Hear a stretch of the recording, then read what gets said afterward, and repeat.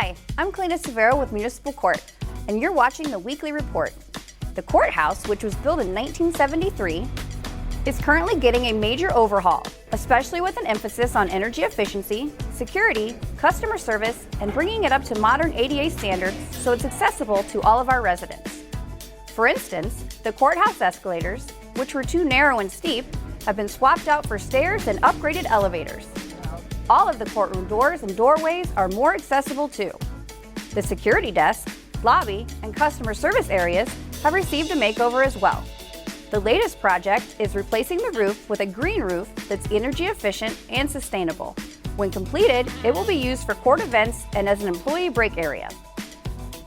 The Kansas City Municipal Court has been recognized nationally for its domestic violence and drug court programs. Their innovative approaches to meeting the needs of clients has proven effective in obtaining long-term results. In fact, the Municipal Domestic Violence Court has been designated as mentor court for other courts by the U.S. Department of Justice. My name is Courtney Wackel, and I was appointed to be the judge of the Kansas City Municipal Court Domestic Violence Docket in January of 2015. In October of 2017, the Kansas City Domestic Violence Docket received a mentor court grant from the U.S. Department of Justice. This grant was awarded to us because of our use of best practices with regards to high-risk domestic violence offenders and holding them accountable and keeping victims safe. The grant comes with $48,000 approximately to be used for training, both for us to be trained further into best practices and also to train courts around the nation in what we're doing here in Kansas City. This is a huge honor for our court. The compliance docket has only been up and running for approximately 2 years since my appointment. So we strive always to implement best practices, and this is acknowledgement that we are succeeding and we continue to learn and grow and improve in order to keep victims safe in the city of Kansas City. Did you know that if you get a ticket, you can look up your case information or even pay your ticket online? Just go to kcmo.gov/court. There you can find out dates and the time of court appearances or pay your ticket without having to come to the municipal court building. If you're downtown and want to get around quickly, there are e-bikes and scooters everywhere. Scooters and e-bikes are available from Ride KC, Bird, and Spin. Be sure to download their apps to use them and see where they're located. Scooter parking is also available. We're here at First Friday in June, so we're expecting a big crowd, and we have our micromobility parking hub for the scooter bike pilot program. So we're trying to help influence rider behavior. There's 2 of these, and we're running them as a test to promote on-street parking and promote people staying off the sidewalks with the scooters and the e-bikes. The 2 locations for the mobility parking hubs are at 13th and Grand and 19th and Baltimore, and we looked at 3 criteria to choose those locations. Number 1, we looked at user data of the scooters and e-bikes, so where's the highest corridors, highest use corridors. We also looked at alignment with the proposed bike plan and wanting to make sure we looked at locations where the bike plan was informing. And then lastly, we wanted to be near or at a bike facility with bike lanes. So those are the 3 locations, criteria we used to choose the locations. Why is it important to have scooters and e-bikes in Kansas City? These transportation options are really the next phase of residential growth downtown. We're finding more people living and working downtown that don't have a car, that don't want to buy a car. And so using scooters to get around town, whether it's just to run an errand or go somewhere at lunch, go a little bit further at lunch, connect to your bus line. It's providing more options for Kansas City residents to get around downtown and really throughout the city, which is the goal of the pilot program. And while you're downtown, be sure to come by the World Cup Soccer Watch Party, Thursday, June 20th. Like these people who came out to support Team USA. Fox Sports will be there, so come on out and show your support for Team USA and KC's bid to host the World Cup in 2026. Our pets are part of our families. Providing food, shelter, and medical care for them is important. Recently, KCMO Animal Control went out with local pet organizations to educate residents and offer assistance to pet parents. I'm Scott Cotter, and I'm the marketing director for Spay and Neuter Kansas City, and we're out in this community today working with Kansas City, Missouri, Animal Control, Wayside Waves, and we're just spreading information about some of the resources that the groups here in town offer to pet owners in case they happen to have needs for their animals. The big idea is shelter intervention.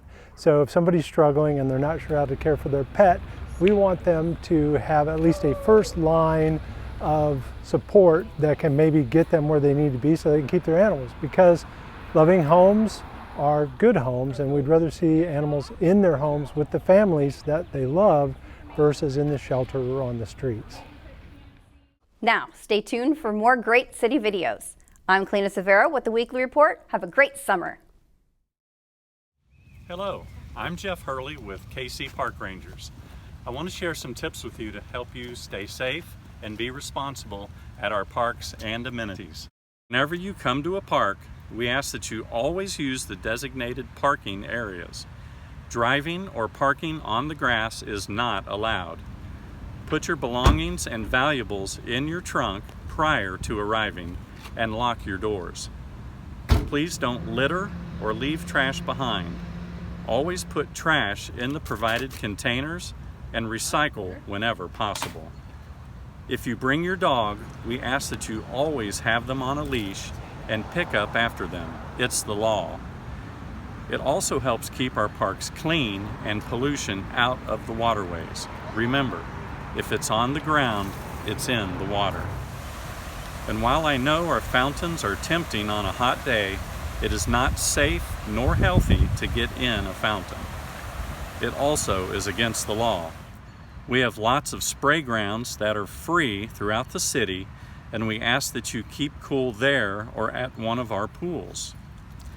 Kansas City Parks and Recreation has amazing parks, fountains, museums, and green spaces for you to enjoy. Thank you for helping us keep your parks safe and enjoyable. I'm Jeff Hurley with KC Parks, where KC plays.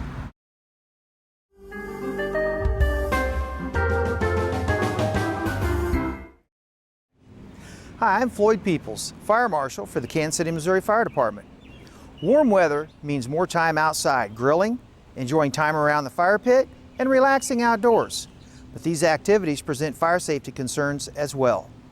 Please remember that charcoal or gas grills and fire pits should always be located safe distances from buildings, wooden decks, and other combustibles. Never store propane indoors. On gas grills, be sure to check the propane gas hose connection to make sure it's tight and that the hoses do not leak. If you think you have a leak, put some soapy water on it and look for bubbles. That's an indication the hose needs replaced. When done grilling or using your fire pit, be sure the fire is properly extinguished. Never put hot coals in a trash can or other container. Use gasoline only for its intended purpose as a motor fuel. Handle gasoline outdoors only. For more information, go to kcmo.gov and search for FYI KC. I'm Floyd Peoples, Fire Marshal for the Kansas City Fire Department, wishing you a happy, fun, and safe summer.